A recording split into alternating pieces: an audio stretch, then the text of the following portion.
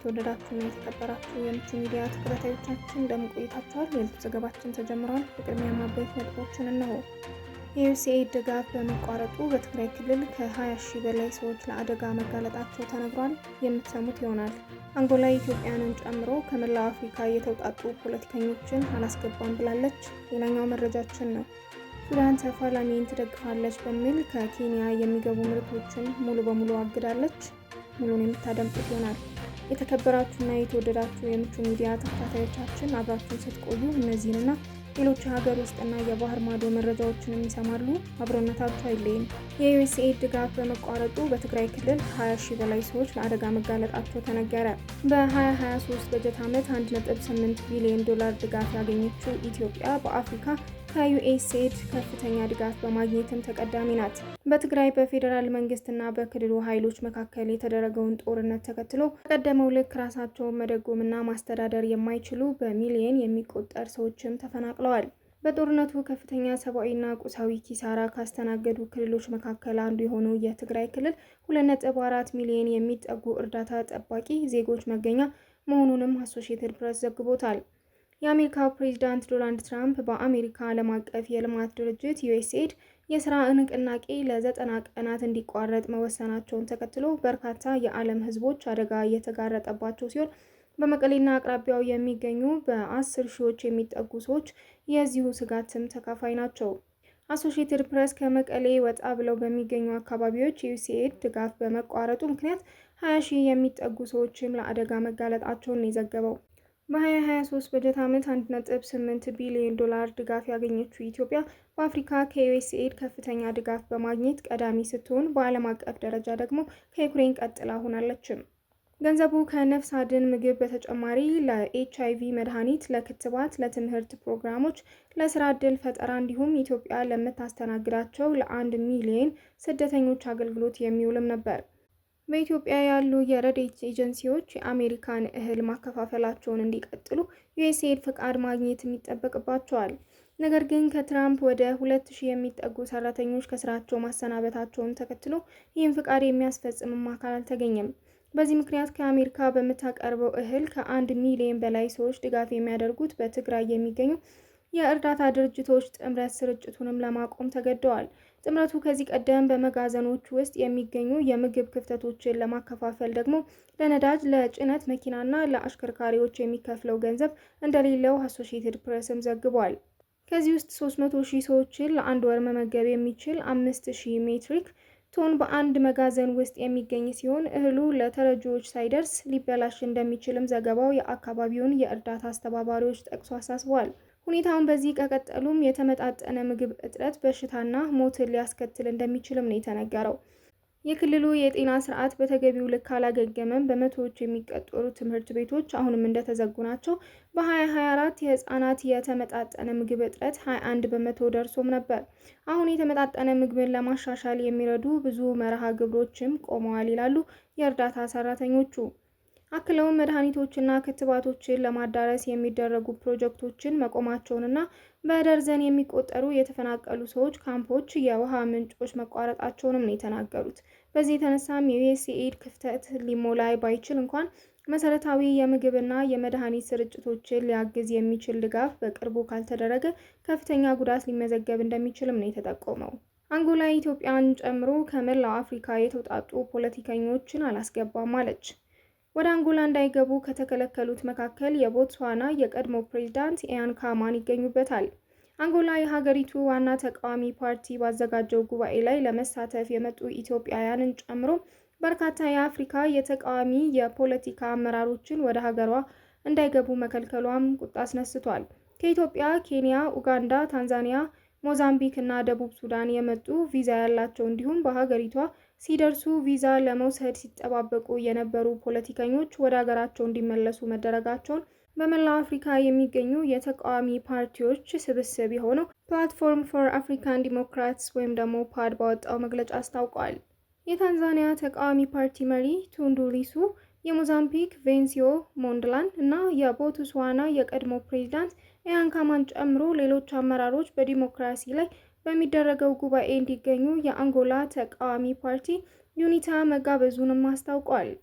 የኮሎምቢያ የቀድሞ ፕሬዝዳንት አንድሬስ ፓስተርና የዛምቢምባር የመጀመሪያ ምክትል ፕሬዝዳንት ኦትማን ማሱድ ኦትማንን ጨምሮ 24 ፖለቲከኞች ያለምንም ማብራሪያ በአንጎላ የአውሮፕላን ማረፊያ ለ9 ሰዓታት ያህል እንዲቆዩም ተደርገዋል። ፖለቲከኞቹ ቢለቀቁም በርካቶች በረራቸው እንዳመለጣቸው ፕላትፎርም ፎር አፍሪካን ዲሞክራሲስ ፓድ ገልጿል። የአንጎላ መንግስት ይህንን ለማካካስ አውሮፕላን ለማቅረብ ቃል ገብቶ የነበረ ቢሆንም ይህ አለመተግበሩንም ፓድ አክሎ አትቷል። የአንጎላው መንግስት ወደ ሀገሪቱ እንዳንገባ የወሰደው እርምጃ ሊገለጽ የማይችልና ተቀባይነት የሌለው ነው ሲሉ የታንዛኒያው ቱንዱ ሊሱ በኤክስ ገጻቸው አስፍረዋል። ቢቢሲ የአንጎላን መንግስት አስተያየትም ጠይቆ ነበር። ነገር ግን የሀገሪቱ የስደተኞችና የውጭ ዜጎች አገልግሎት ምንጭ እንደገለጹት መባረሩ የተከሰተው በቪዛ ሂደት ውስጥ በተፈጠረው ስርዓት ያልተከተለ አሰራር ነው። በዚህም የተነሳ ማንዶላን የሞዛምቢክ ተቃዋሚ ፓርቲ መሪን ጨምሮ 13 ተከታታዮቻቸውን ወደ ግዛቲቷ እንዳይገቡ የተከለከሉትም ብለዋል። ባለፈው ዓመት በሞዛምቢክ የተደረገው ምርጫ የተጭበረበረ ነው በሚል ሀገር አቀፍ የአደባባይ ተቃውሞ የጠሩት ማንዶላን በዚህ ሳምንት በሀገራቸው የጉዞ እገዳም ተጥሎባቸዋል። ከ20 የማያንሱ ከተለያዩ የአፍሪካ ሀገራት የተውጣጡ የፖለቲካ መሪዎችና የፓርቲ ተወካዮች ወደ አንጎላ እንዳይገቡ መከልከላቸውንም ቱንዱሱ ገልጸዋል። የዚህች ሀገር መንግስት አንጎላ ዲሞክራሲያዊነትና በሚል ሽፋን የአምባገነንነት ስርዓትን እየገዛ ነውም ብለዋል። ሊሱ የታንዛኒያን መንግስት በሰላ በመተቸት የሚታወቁና የተቃዋሚ ፓርቲ ቻዴማ መሪም ናቸው። ሊሱ በአውሮፓውያኑ 2017 ከታጠቀባቸው የግድያ ሙከራ ያመለጡ ሲሆን በርካታ ዓመታትን በግዞትም አሳልፈዋል። የኬንያው ተቃውሞ ኦሬንጅ ዲሞክራቲክ ሙቭመንት አባልና ሴናተር ኤድዊን ሲፉና ወደ አንጎላ እንዳይገቡ ከተከለከሉ መካከል አንዱ መሆናቸውም ተነግሯል። የአንጎላው ፕሬዝዳንት ጆአዎ ሎሬንኮ በአህጉሪቱ ውስጥ ራሳቸውን በአሸማጋይነት ስፍራ ስለሚያስቀምጡ ይህ ድርጊትን እንግዳ መሆኑን የሞዛምቢክ የፖለቲካ ተንታኝ ቶማስ ቪየር ማሪዮ ለቢቢሲ ገልጸዋል። ሎሬንኮ በአሁኑ ወቅት የአፍሪካ ህብረት ሊቀመንበር ሲሆኑ በዲሞክራቲክ ሪፐብሊክ ኮንጎ ግጭትን ሰላማዊ እልባት ለመስጠትና የሚደረገውን ድርድርን በሚቀጥለው ሳምንት ያስተናግዳሉ። ሱዳን ተፋላሚን ትደግፋለች በሚል ከኬንያ የሚገቡ ምርቶችን ሙሉ በሙሉ አገደች። ሱዳን የዩናይትድ መንግስቱ ምስረታ የተካሄደባትን ኬንያ አርኤስኤፍን በመደገፍ የከሰሰች ሲሆን ኬንያ በበኩሏ ሰላም ለማምጣት ለሚደረግ ጥረት ብቻ በገለልተኝነት የንግግር መድረክ ማመቻቸቷን በመግለጽ ራሷንም ተከላክላለች። ሱዳን ለ2 ዓመታት በዘለቀው የእርስ በርስ ጦርነት ከሰራዊቱ ጋር እየተዋጋ ያለውን የፈጥኖ ደራሽ ኃይል ወይንም ደግሞ አርኤስኤፍን በናይሮቢ ማስተናገዷን ተከትሎ ከኬንያ የሚገቡ ምርቶችን በሙሉ አገደች። ባለፈው ወር የፈጥኖ ደራሽ ኃይሉና ተባባሪዎቹ በሱዳን ትይዩ መንግስት የመመስረት ፍላጎት እንዳላቸው የሚገልጽ መመስረቻ ቻርተር በኬንያም ተፈራርመው ነበር።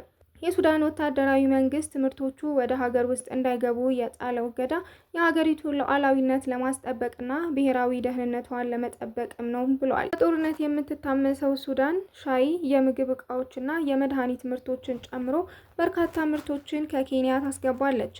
የሱዳን ንግድ ሚኒስቴር ባወጣው መግለጫ ከኬንያ በሁሉም ወደቦች፣ አየር መንገዶች እና መሸጋገሪያ ኬላዎች የሚመጡ ማንኛውም አይነት ምርቶች ከዛሬ ጀምሮ ተጨማሪ መመሪያ እስኪሰጥ ድረስ ታግዷልም ነው ያለው። አስከትሎም ሁሉም የሚመለከታቸው አካላት እገዳውን በአስቸኳይ እንዲያስፈጽሙ አዟል። በኬንያ እና በሱዳን መካከል ያለው ውጥረት ለበርካታ ወራት እየተባባሰ መጥቷል። የኬንያው ፕሬዝዳንት ዊሊያም ሩቶ ከሱዳን ፈጥኖ ደራሽ ኃይል ጋር የጠበቀ ግንኙነት አላቸው በሚል በሀገር ውስጥ ሰፊ ትችትም ገጥሟቸዋል። ሱዳን የትይዩ መንግስቱ ምስረታ እየተካሄደባት ኬንያ አርኤስኤፍን በመደገፍ የከሰሰች ሲሆን ከሀገሪቱም አምባሳደሯንም ጠርታለች። ኬንያ በበኩሏ ሰላም ለማምጣት ለሚደረግ ጥረት ብቻ በገለልተኝነት የንግግር መድረክ ማመቻቸቷን በመግለጽ ራሷንም ተከላክላለች። ከዚህ ቀደም ያላትን በቀጠናው የሚደረጉ ንግግሮችን የማስተባበር ልምድንም በማሳየቷን ጠቅሳለች። ሱዳን ኬንያ አርኤስኤፍን የሚያደርጋቸውን ስብሰባዎችን ማስተናገዷ ከጠላትነት ጋር አቻ ነውም ብላለች። ነገር ግን ኬንያ ስብሰባዎቹን ማዘጋጀት በሱዳን ያለውን ጦርነት ለማስቆም መፍትሄ ለመፈለግ የሚደረገውን ጥረት አካል መሆኑን በመግለጽ ከዚህ ውጪ የተለየ ዓላማ የለውም ስትልም ተሟግታለች። ሁለቱ ሀገራት ጠንካራ የንግድ ግንኙነት ያላቸው ሲሆን ኬንያ ለሱዳን በተለይም በግብርናና በማኑፋክቸሪንግ ዘርፍ ጠቃሚ አጋር ነች። ኬንያ ወደ ሱዳን በርካታ ምርቶችን የምትልክ ሲሆን በቀዳሚነት ሻይ፣ በተጨማሪም ቡና፣ ትንባሆና ሌሎች እንደ ሳሙና፣ የኤሌክትሮኒክስ እቃዎችና የመድኃኒት ምርቶችንም ይካተታሉ። ሻይ በኬንያ ከፍተኛ የውጭ ምንዛሪ የሚገኝበት ምርት ሲሆን ይህ የሱዳን እርምጃ የንግድ ልውውጡንም ሆነ ሰፊውን ኢኮኖሚ ያናጋልም ብለው ይጠበቃል። የምጣኔ ሀብት ባለሙያ የሆኑት ኬንጊ ቺንጋ ለቢቢሲ እንደተናገሩት ይህ እገዳ ትልቅ ጉዳት አለው፣ የውጭ ምንዛሬ ችግርን ያስከትላል። ይህ ማለት የውጭ ምንዛሬ በመቀነስ ከንግድ በላይ የሚዘልቅ ተጽዕኖም አለው ነው ያሉት።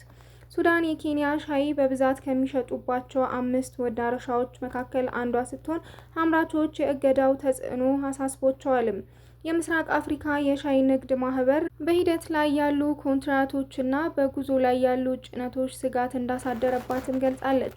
በአሁኑ ጊዜ ሻይ በፖርት ሱዳን ይገኛል። ቀደም ሲል የተላኩ በርካታ ኮንቴነሮችም አሁን በጉዞ ላይ ናቸውም ብለዋል።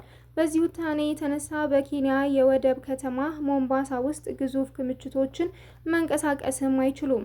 ይህ በገዢዎች ላይ ከባድ ኪሳራ ያስከትላል። እናም ቀስ በቀስ ተጽዕኖ ወደ አምራቾችና ገበሬዎችም ይወርዳል ሲል ማህበሩ አስጠንቅቋል።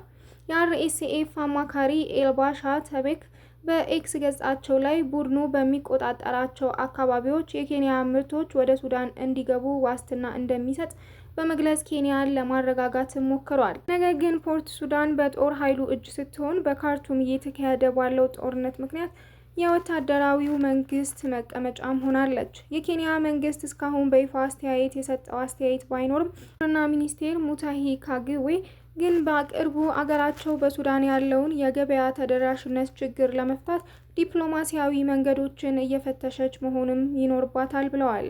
በዚህ በሁለቱ ሀገራት መካከል በተፈጠረው አለመግባባት የተነሳ ኬንያ ወደ ሱዳን የምትልከው የሻይ ምርትም ተጎድቷል። በቅርቡ የወጣ ዘገባ እንደሚያሳየው ኬንያ ባለፈው ዓመት ወደ ሱዳን ከላከችው ምርት ጋር ሲነጻጸር በዚህ ዓመት የ12 በመቶ ቅናሽም ታይቷል። በሱዳን እንደ ኢሮፓያን አቆጣጠር በሚያዝያ 2023 የጀመረው የእርስ በርስ ጦርነት ከፍተኛ ውድመት ያስከተለ ሲሆን የተለያዩ ምርቶችን አቅርቦትን ሰንሰለትን በማስተጓገል የንግድ ድርጅቶች መደበኛ ስራ ለመስራት ያላቸውንም አቅም ገድሏል ነው የተባለው። ለንግድ በጣም አስፈላጊ የሆኑት ወደቦችና የድንበር ኬላው በሁከቱ የተነሳ ወድመዋል ወይም ተስተጓጉለዋል። ይህ ኬንያን ጨምሮ በሱዳንና በጎረቤቶቿ መካከል ያለውን የሸቀጥ ፍሰትን በእጅጉ ቀንሷል።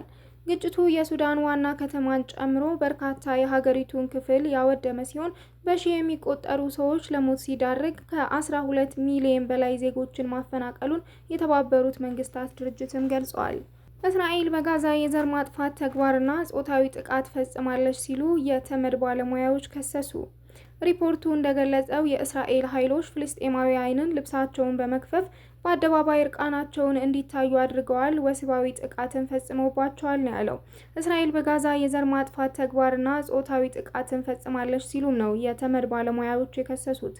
የተባበሩት መንግስታት ድርጅት ወይንም ደግሞ ተመድ ባለሙያዎች እስራኤል በጋዛ ጦርነት ወቅት የሴቶችን የጤና ተቋማት በስለት በማውደም በፍልስጤማውያን ላይ የዘር ማጥፋት ተግባር ማካሄዷንና ጾታዊ ጥቃትን እንደ ጦርነት ስትራቴጂ መጠቀሟን በትላንትናው ዕለት ባወጡት ሪፖርትን የገለጹት።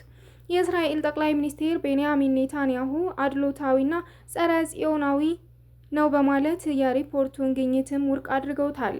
ተመድ ሽብርተኛው ሐማስ በፈጸማቸው በሰብአዊነት ላይ የተፈጸመ ወንጀሎችና የጦር ወንጀሎች ላይ ከማተኮር ይልቅ እስራኤል በሐሰተኛ ክስ በድጋሚ ማጥቃት መርጧል ብለዋል ኔታንያሁ ባወጡት መግለጫ።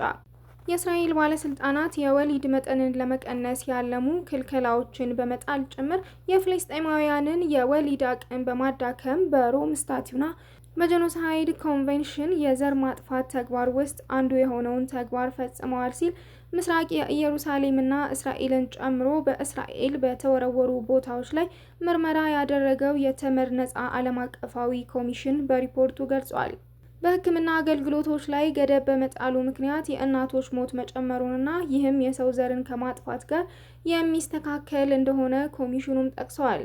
ሪፖርቱ እንደገለጸው ሐማስ ጥቅምት 7 2023 በእስራኤል ላይ ጥቃት ማድረሱን ተከትሎ የእስራኤል ኃይሎች በሐማስ ላይ በከፈቱት ዘመቻ ፍልስጤማውያንን ልብሳቸውን በመክፈፍ በአደባባይ እርቃናቸውን እንዲታዩ አድርገዋል፣ ወሲባዊ ጥቃትን ፈጽመውባቸዋል ሲልም ዘግቧል። እስራኤል ግን ያቀረቡባትን ክሶችም አስተባብላለች። ውሸት ስትልም ነው የከሰሰችው። የተወደዳችሁና የተከበራችሁ የምቹ ሚዲያ ተከታታዮቻችን ለሰዓቱ ተሰሙት የወደድነው ዘገባ እስካሁን ያደመጣችሁትን ይመስል ነበር። ቀጣይ በሌላ መረጃ እስከምንገናኝ ድረስ ቸር ቆዩ። ሰብስክራይብ፣ ላይክ፣ ኮሜንት፣ ሼር ማድረግ እንዳትረሱ እያልኩኝ እኔ ከወዲሁ ተሰናበትኩ። ሰላም በያላችሁበት ለእናንተ